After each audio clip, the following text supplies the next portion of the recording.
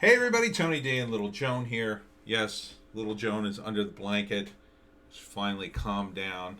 I had to put her under the blanket so she goes to sleep and calms herself. I know I keep talking about the damn election instead of screenwriting, comics, games, or all the cool stuff I used to talk about before, but all that stuff is destroyed. And I don't know when that's coming back, if it ever will. Um, it's a shame that what's happening, um, but I got handed to Trump, as he said in a recent interview with Maria Bartiromo, who, by the way, the CNN talking heads were talking about her today. Oh, it's just disgraceful that she gives the president a platform to spout lies. That's what you could tell. Like, she's one to keep watching. But Trump's like, I'm going to use 125% of my energy to do it. Good for you. Good for you. And he vows to reveal the massive voter fraud. And I agree with him. I think there was massive voter fraud. Look, um, there is just a mountain of evidence. Now, you may not believe it. You may think, oh, it's not good enough, or you need more, or whatever. Look, these back in 2000, early 2000s, there was documentary after news segment after documentary about how Bush stole the election. I was on board with that too. I was like, get rid of these electronic voting machines, have a paper backup, the whole thing. And in Florida, they seem to at least have corrected the problem, and in Ohio too. But in these other states, they did nothing. They did nothing. And I remember going to the ballot after that in New Jersey, thinking to myself, God, these machines are so old. And I think they were like the mechanical machines back then, still in New Jersey, at least in my district. And then we went to these electronic voting machines. And I have no idea, what New Jersey uses. They don't look like the touch screens that I've seen in other states that Dominion uses.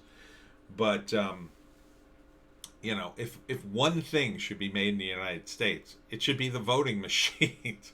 I mean, come on. We're not some unimportant country. We're number one, baby. And if you want to stay number one, you don't let another country build the voting machines. You don't use another country's voting machines. Even in Canada, you'd have to rely on the Canadians to vet the company. You can't rely on another country to vet your own voting system. I mean, it's insane. So, this might be too little too late, but Trump is certainly doing, he'll have nothing to apologize for at the end of all this. He will have pulled out every stop, turned over every rock, used every one of his resources to try and win this thing, to try to reveal the malfeasance. Now, you may not believe it. I believe it. I'm sure most of you watching this believe it, or else you already tuned out. But Lin Wood is another one of the many attorneys who are fighting in court, and it's just not great news. He tweets: leaders of the national and state GOP are making no effort to expose fraud in the general election. There's a reason for that. They cheat too. They just didn't cheat in this election. They didn't need to. They're winning. They had Trump. They had the Trump bump. You don't need to cheat when you got Trump backing you up. Maybe Lindsey Graham did, but most guys didn't need to cheat, although a few of them did. The woman that Project Veritas exposed as harvesting ballots, I believe, I believe she was working for a Republican, but she was also working for Democrats too. So, yeah, they all kind of do it because they all get into this business. I should call it a business. That's what it really is. When you become a political guy, they tell you straight up, listen, you're not going to win this thing unless you do this. You're going to lose. They'll cheat, and you'll lose. Or you're going to have to win by 100,000 ballots, in a small town, let's say, where that's unrealistic. So what do?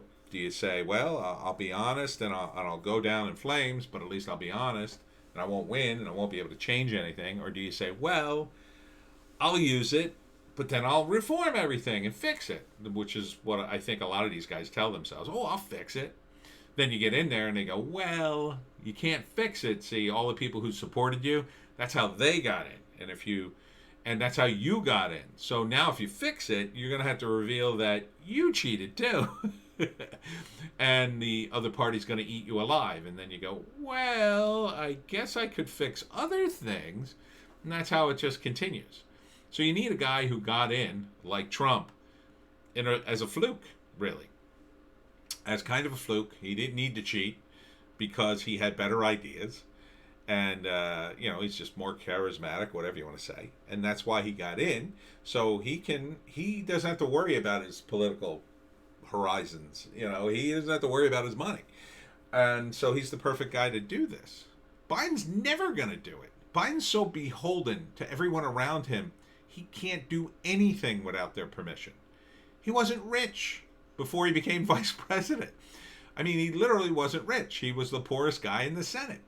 That was his image, working class Joe. Working class Joe takes the train all the way from Delaware to Washington. And now look at him. He lives in a mansion that used to be owned by Alexander Haig. That's a replica of the White House. I mean, that's pretty fancy. It's like $16 million, I think. How did he afford that? You couldn't afford that if you were just on your VP salary and your Senate salary. You couldn't possibly afford $16 million house. No way. Just no way. Even if think about all the money you would have to spend just to live a decent life as a senator and a vice president if you were just living on that money. No, he made other money. How? He's been in politics for 47 years straight. Where's he going to make the money? The part of, I think, the system of the founders was the idea that you do public service for a while, and then you go back to, in their time, you go back to your farm, you go back to your plantation, you make some money. Yes, you serve for a while, but then you go back to what you were doing. Ron Paul was that way. He served for a while, and then he went back to being a doctor. He missed it. He wanted to be a doctor. Then he went back to Congress again, and he's gone back and forth like that. These guys don't go back and forth. What would Biden do? What would Biden do? He never really had a job. He was always a politician. That's his job. That's his career, being a politician. He owes everybody. And he owes everybody even more in this election because they obviously rigged it in his favor. Lin Wood continues. GA supporters of real Donald Trump will refuse to be defrauded again. And he mentions all the people in the GOP in Georgia must immediately demand Brian Kemp order legislative session. Yes, you have to put the pressure. If you live in a swing state, one of these swing states. I live in New Jersey. We can't even get the governor to do what we want to do. So, we're lost. We're not going to flip over to state. But the rest of you living in swing states, you have to put pressure on these guys. Your state legislature, you have to write them via email, say you're a constituent, say you will never vote for these people again unless you support Donald Trump's effort to, recount, audit, and appoint your own electors. That's what you want to do. You want to be able to appoint your own electors. If you have a Republican state legislature and you appoint your own electors, then you can have a real look at the malfeasance in this election. Monday, I think it's Michigan is the next one. This is the only shot we have at this. We have to get, this is Lin Wood's account, by the way. We have to get these guys to overturn the election this way. It's the only way it's going to happen. They're never going to count every single vote or be able to do a proper investigation. We need to get Trump back in. That's the only way this is happening. Do I not follow Lin Wood? Oh, I should. That's the only way. It's the only way. You get Trump in, and hopefully he will appoint a special commission to root out everybody and throw people in jail. Because make no mistake, if you were a Democrat or a Republican and you participated in any way in this, you should be confessing right now. Because if you don't, man, you're screwed. You're screwed if Donald Trump gets in.